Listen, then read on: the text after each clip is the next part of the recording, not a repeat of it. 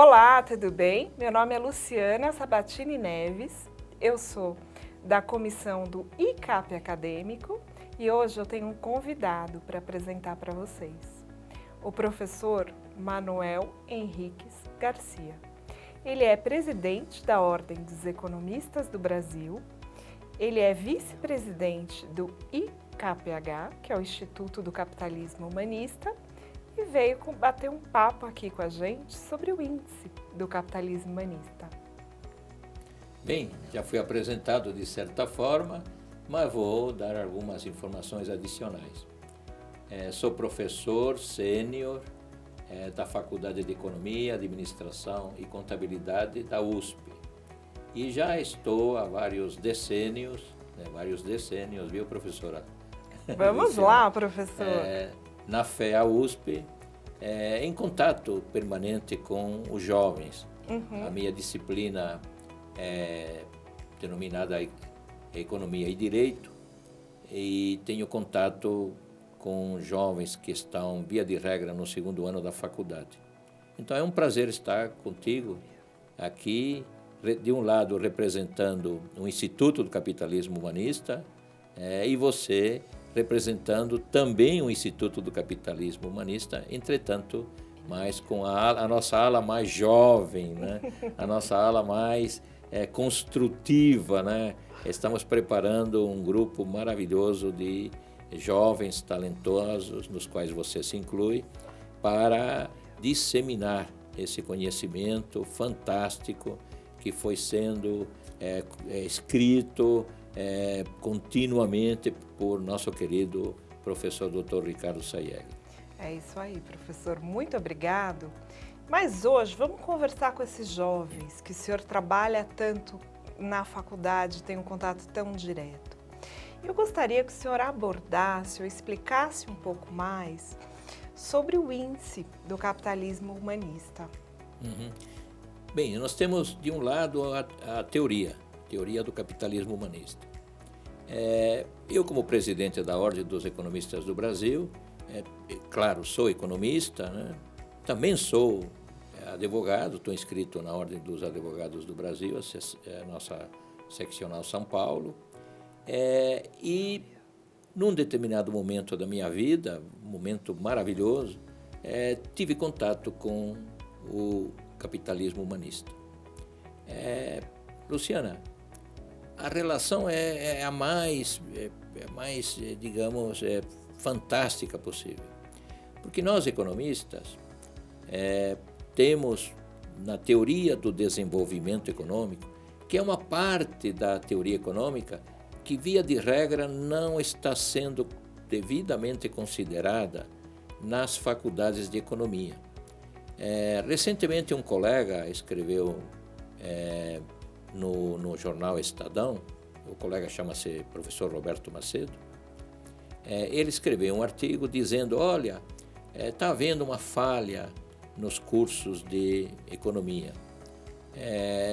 Estamos trazendo informações, teorias, que são teorias que podem ser perfeitamente desenvolvidas em países desenvolvidos.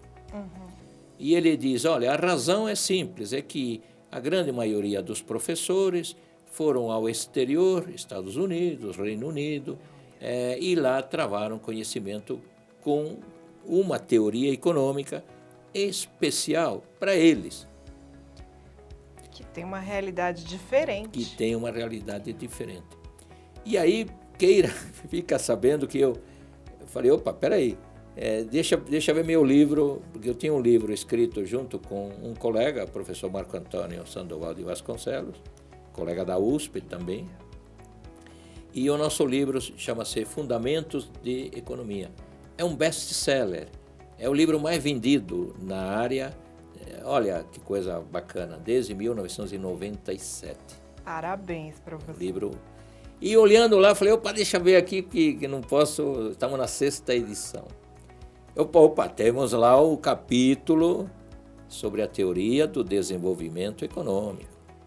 E lá está muito clara a importância dessa teoria do desenvolvimento econômico. Nós temos que olhar o futuro, fazer o país crescer, mas também desenvolvê-lo.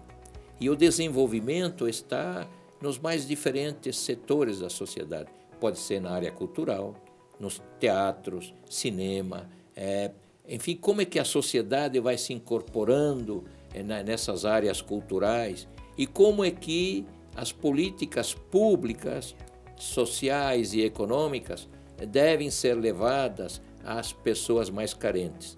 Então nós temos uma realidade diferente, Luciana, da realidade dos Estados Unidos da América, da realidade do Reino Unido, da realidade da Áustria, da Alemanha, da Dinamarca, da Noruega. E não adianta querer comparar, fazer comparações entre o Brasil e esses países, porque a nossa realidade é diferente. Podemos, em algumas áreas, podemos ter algo em comum, mas em outras áreas não temos nada em comum.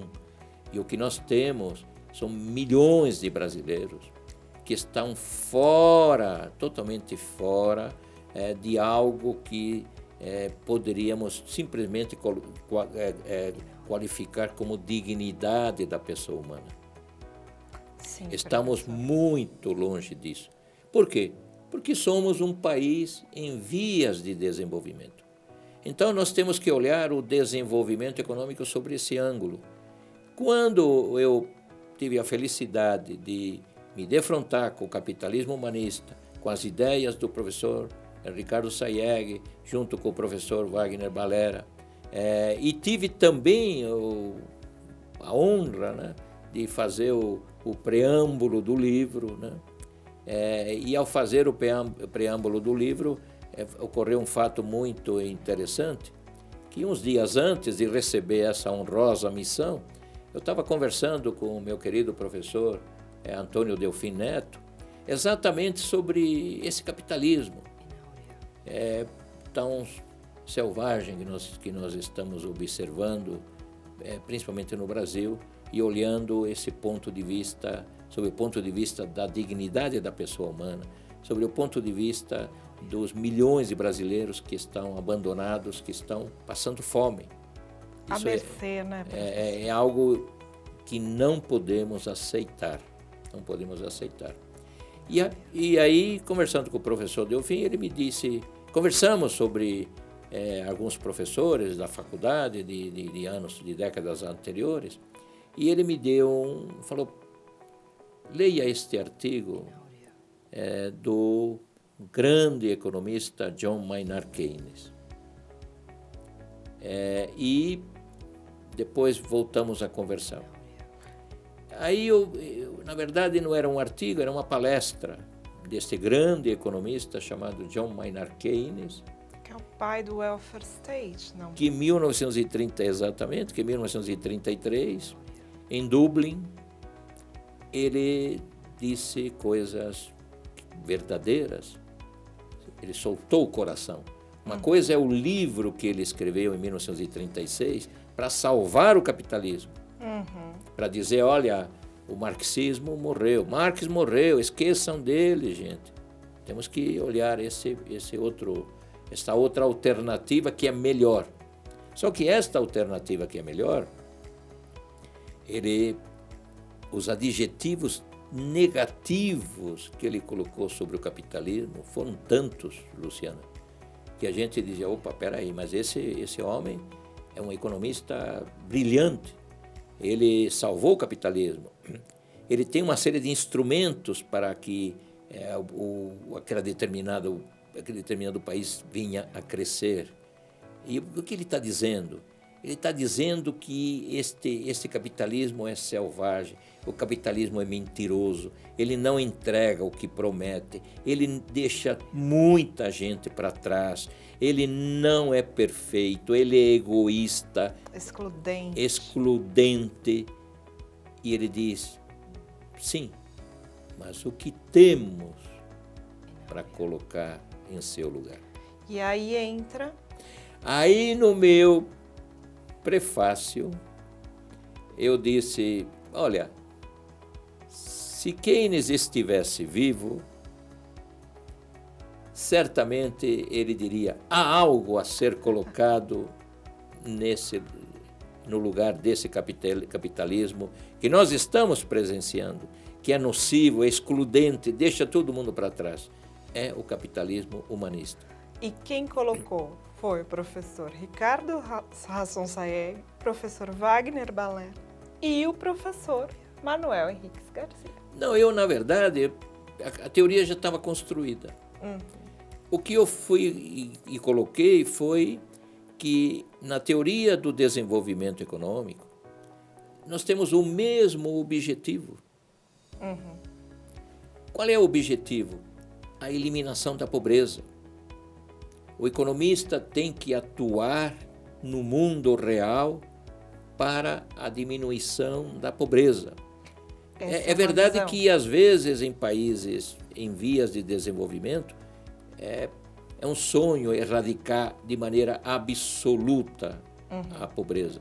Mas temos que caminhar na direção da diminuição da pobreza tanto quanto possível.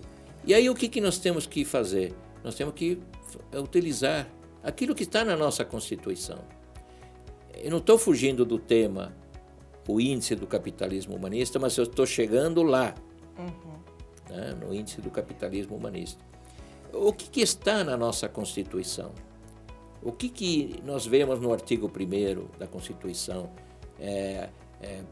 Toda a sociedade tem que caminhar para a construção de uma sociedade livre, justa e solidária. Muito interessante o senhor trazer o artigo 3º, porque ele concatena o artigo 170, que foi o trabalhado. Exatamente. Então, na teoria do desenvolvimento econômico, que é pouco utilizada, porque os colegas economistas, via de regra, estudam livros que não são nossos livros. Eu digo, quer estudar através de um livro? Siga o meu livro com o professor Marco Antônio, de Fundamentos de Economia, porque lá temos um capítulo muito interessante sobre a teoria do desenvolvimento econômico e o que ela busca. E outra coisa, professor, o seu livro e essa nova teoria econômica e teoria jurídica foram pensados a partir de uma realidade brasileira, tanto constitucional Exatamente. quanto fática. Exatamente. E há algo interessante também, Luciana, que foi, muito resumidamente, vou colocar a minha história lá na USP, na Universidade de São Paulo. Houve um momento em que tivemos que negociar com a professora Ana Pellegrini Grinover, que era vice-reitora de graduação. E tivemos que negociar com ela a mudança na nossa estrutura curricular. E levamos algumas propostas que inicialmente e curiosamente haviam sido vetadas pelo Conselho Universitário. Porque quando você faz uma proposta de mudança da estrutura curricular, você leva essa questão internamente, nos colegiados dentro da faculdade, na congregação, mas você tem que depois levar para o Conselho Universitário. E no Conselho Universitário, uma conselheira, ela deu um parecer dizendo que nós não poderíamos mudar a estrutura curricular porque, segundo ela, o Ministério da Educação já tinha a sua estrutura própria e não podia ser modificado. Eu já estava terminando o meu curso de Direito. E eu mesmo fiz a contra as razões do voto da professora conselheira, e chegou até a professora Ana Pellegrini Grinover, que era vice-reitora de graduação, e nos recebeu. Não esquecerei nunca as elogiosas palavras que ela me deu. dizendo de quanto eu fui com o colega, que era, à época, estava na chefia do departamento, e ela, de pronto, me fez elogiosas referências à minha atitude combativa. Que eu tinha razão. Bom, né, professor? Que a professora conselheira, ela estava enganada. Que o Ministério da Educação não tem por que meter o bico numa universidade pública estadual. Se quiser botar o bico, vai nas federais. Na estadual, não. Para isso, nós temos o nosso Conselho Estadual de Educação. E, em sendo assim, então, ela nos recebeu e queria saber quais eram as mudanças e o que pretendíamos fazer. Então, já foi um ganho. E ela me disse mais, professor Manuel, se eu tivesse assistentes igual ao senhor, tenho certeza que esta vice-reitoria andaria muito melhor. Professor, imagina, a senhora está levando maravilhosamente bem o seu trabalho. Eu tive essa honra de conhecê-la e guardo no coração essas palavras tão elogiosas que ela me deu, porque aquela senhora conselheira, talvez na boa fé, mas estava totalmente enganada. E eu dizia, o que ela faz no conselho universitário? É uma pessoa inadequada. Se não sabe dar um parecer e dar parecer errado. A minha insistência, creio eu, que deu frutos para os alunos. Por quê? Porque nós tínhamos uma estrutura fechada de 42 disciplinas obrigatórias e passamos a ter uma estrutura mais livre de 21 a 22 obrigatórias e igual número de optativas.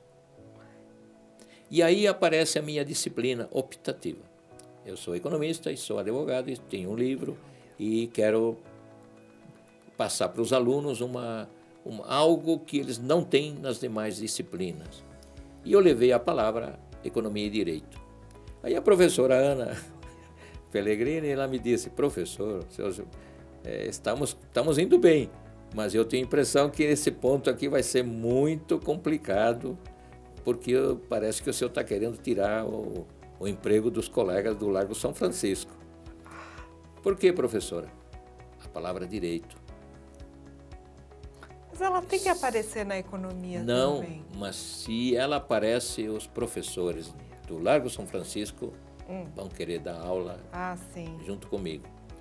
E eu dizia, com todo o respeito aos colegas professores lá, o que eu pretendo dar não tem nada com o que eles poderiam ajudar.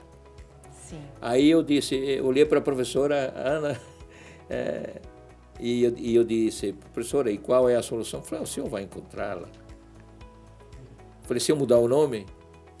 Já encontrou. Aí eu coloquei a economia e o sistema jurídico do Estado para que eu, e apenas eu, fosse o professor daquela disciplina. E aí entramos no artigo 170. Eu travo conhecimento porque eu tinha que dizer para os alunos o que eu tenho, sistemas econômicos.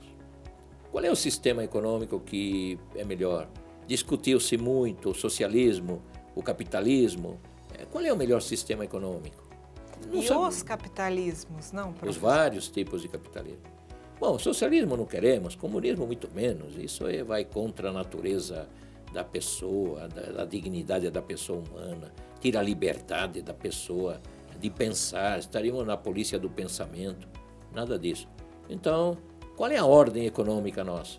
Então, eu comecei ali na minha faculdade a discutir qual é a nossa ordem econômica. E a se debruçar sobre o famoso artigo 170. Exatamente. São anos e anos me debruçando e tentando entender que a ordem econômica somos nós. Depende de todos nós. Não depende do empresário, não depende do consumidor, não depende do trabalhador.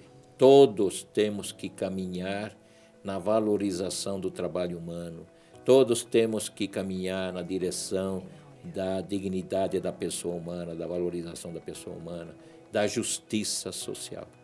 E ali nós temos o caput do artigo e temos as premissas. E o interessante que o senhor falou sobre justiça social, que é um termo que também pode ser explicado ou conceituado a partir da Constituição. Com certeza, com certeza. E você é brilhante nessa parte, você tem muitas coisas maravilhosas nesse sentido, que é a tua área, né, e você agora está pronta para fazer a qualificação e logo, você vai ter aqui no acadêmico, mestrado, né? Eu estou concluindo o mestrado. Maravilhosamente bem. Então aí me debrucei na questão do que temos lá. O que temos lá são os princípios básicos. Todos eles apontam para uma única direção, para a justiça social, dignidade da pessoa humana. Então, ao longo do tempo, e são várias premissas extremamente importantes para o capitalismo, a propriedade privada. Professor, mas eu vou pedir a relação com o índice, para torná-la bem clara. Então, é aí que estamos caminhando. Como é que nós fomos caminhando? Temos o caput do artigo e temos as premissas. Soberania nacional, temos concorrência, temos meio ambiente, defesa do consumidor. Enfim, é um conjunto de fundamentos que estão dentro da ordem econômica. E estruturam. Da estrutura. Então, o que num determinado momento do tempo, o que foi que ocorreu? Como sempre, sendo surpreendido pelas brilhantes definições do nosso querido professor Ricardo Sayegh. Um dia ele entra em contato comigo, me pediu até para ir à casa dele, e aí ele me mostrou um rascunho de um índice, que ele queria construir um índice levando em conta a estrutura do artigo 170, tanto no caput quanto nas premissas fundamentais da ordem econômica. E eu disse, puxa, fantástico, uma ideia fantástica. Professor, o que o senhor acha aqui? Como é que poderíamos dar pesos para este índice? Então, começamos. Ele já estava com a ideia pronta. Com uma ideia a ser estruturada. Desenvolver. Só desenvolver. Então, nós tínhamos que levar em conta o quê? A criação do índice, com aquelas premissas, e as premissas tinham o mesmo peso no índice. Como é que a gente constrói um índice? O índice é uma média aritmética ponderada. Isso é importante, professor. O índice é uma média aritmética ponderada. É uma média aritmética ponderada, sendo que os pesos são iguais. Uhum. Defesa do consumidor tem o mesmo peso que defesa do meio ambiente. Uhum. Ou seja, aquelas premissas fundamentais estão lá incluídas. São 12 premissas. Estão lá na valorização do trabalho humano, na dignidade da pessoa humana. Todas essas premissas têm o mesmo peso. Então, eu construo uma média aritmética de um conjunto de premissas... Que foi o artigo 170. Todas estão no artigo 170. O índice do capitalismo humanista está dentro do artigo 170. Ele nasce daí, né? Ele nasce daí. Todas as premissas, todos os aspectos fundamentais do artigo 170 estão no índice. São refletidos no índice. Então, o índice é uma fórmula que simplesmente é uma média aritmética ponderada por premissas que têm o mesmo peso. Não tem pesos diferentes. Então, eu tenho uma fórmula. O resultado da fórmula vai depender do que a sociedade me responde. Então, veja, são duas coisas distintas. Uma coisa é a construção do índice, e eu tenho uma fórmula muito simples, que me diz que o resultado do índice vai ser uma média aritmética daquele conjunto de premissas fundamentais que estão no caput e estão nos demais quesitos do artigo 170. Última pergunta, professor. Mas ainda falta. Por favor. Ainda falta. É uma fórmula que não tem resultado. Não tem resultado. Agora, eu preciso que essa fórmula tenha um resultado. Então, eu vou dividir os quesitos, um por um, e depois faço o agregado. Porque, no fundo, o índice é uma somatória dos quesitos que tem pesos iguais naquele determinado momento do tempo. E sempre, como é uma fotografia que é tirada naquele momento do tempo, então a primeira coisa que eu faço é desagregar os quesitos. Depois eu faço a soma, é simples, é uma média aritmética. Vou somando, vou multiplicando pelo peso, o peso é igual, então não tem maiores dificuldades. Vamos pegar, por exemplo, a defesa do meio ambiente. É um quesito importantíssimo. E vamos fazer uma pesquisa ali, tete a tete, pessoal, olho no olho, onde vão ser apresentadas outras informações para aquela pessoa que nós estamos entrevistando. E vamos perguntar para ela como é que ela está sentindo a ação governamental, as políticas públicas, sociais e econômicas, junto à questão de defesa do meio ambiente. Ela vai dar uma nota, vai dar um peso. E essa nota vai ser catalogada como ruim, regular, boa, média, ótima, ou seja, temos boa e temos um escalonamento dependendo do que aquela pessoa que foi entrevistada me diz sobre defesa do meio ambiente. Mas ela não é única. Em geral, a pesquisa envolveu perto de 900 pessoas, 870 e poucas pessoas. Ela dá uma resposta, mas outro dá outra resposta. Pode ser que, do jeito que ela está vendo aquela determinada ação governamental, aquela política pública sobre o meio ambiente, pode ser que ela esteja vendo uma ação nociva por parte do Estado. Pode ser que o outro veja de forma diferente. Então, na somatória das informações daquelas 870 e poucas pessoas sobre as políticas públicas, sociais e econômicas, que ela está percebendo, acabamos tendo a nota sobre defesa do meio ambiente. E por que isso é importante, professor? A defesa do meio ambiente, assim como... Não, o índice. O índice. Então, vamos lá. Fazemos isso para a soberania nacional, fazemos isso para defesa do consumidor, ou seja, valorização da pessoa humana, dignidade da pessoa humana. Fazemos isso para cada um deles e depois fazemos a somatória agregada e temos o índice. O índice tem dado regular, ou seja, muita coisa poderia ser melhorada do ponto de vista do poder público. A sociedade, na hora que ela fazemos a pergunta para a sociedade, como as políticas públicas estão chegando a você? E ela pode responder: que políticas públicas? Eu não enxergo nada.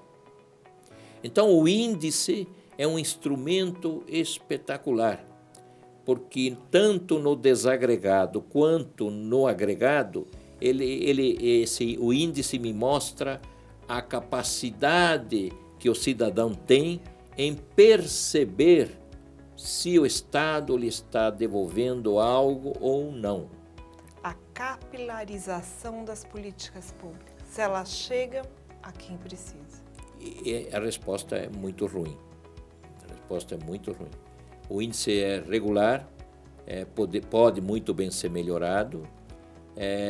e para que seja melhorado o índice do capitalismo humanista, e ele é um excelente medidor, né, um excelente instrumento para direcionar as políticas públicas, sociais e econômicas para determinados setores da coletividade.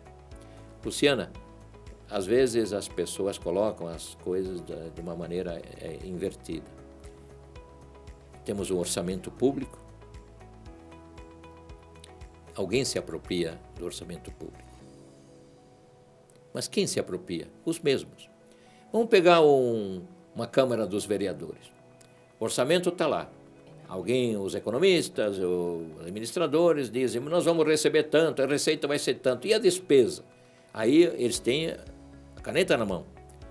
De despesa, nós aqui para a nossa Câmara, para esse prédio aqui, nós vamos destinar 300 milhões de reais. Ninguém discute. Não sei, estou chutando. O engraxate da Câmara dos Vereadores é 18 mil reais por mês de salário. Qual é o problema? É uma profissão que está em extinção. Ele entrou ganhando um salário mínimo, mas depois os vereadores começaram a ficar com pena dele. Ixi, ele está ganhando 18 mil. Vai se aposentar com 25, com 30 mil. É um ser humano. E quando você vai olhando aqui, distribuindo aquele que tem a caneta na mão, não sobra nada para aquele que mora em São Mateus, na Zona Sul, na periferia, naquele que precisa. E é isso que o índice demonstra. É isso que o índice demonstra. Então, o que nós temos que dizer? Que a representação política tem que mudar para que, na hora de dividir o orçamento, essas classes de renda mais humildes estejam representadas. Se elas não estão representadas pelo voto, que estejam representadas pelo espírito do capitalismo humanista. Porque é impossível dizer que todas aquelas pessoas vão ganhar votos para estarem representadas. O que ocorre na Câmara dos Vereadores ocorre em Brasília, na Câmara dos Deputados, no Senado Federal, a mesma coisa. Alguém se apropria do orçamento. Alguém diz, esse orçamento é meu. Então, os juízes, desembargadores e papapá merecem ter um aumento de 50% em seus salários, claro. E o pessoal do Executivo também. E o pessoal do Legislativo também. Pronto, já pegaram o orçamento. E quanto sobra para a sociedade? E essa é a importância do índice do capitalismo humanista. E eu agradeço a todos os nossos espectadores e depois eu convido vocês para assistir a segunda entrevista com o professor Manuel Henriques Garcia. Muito obrigada.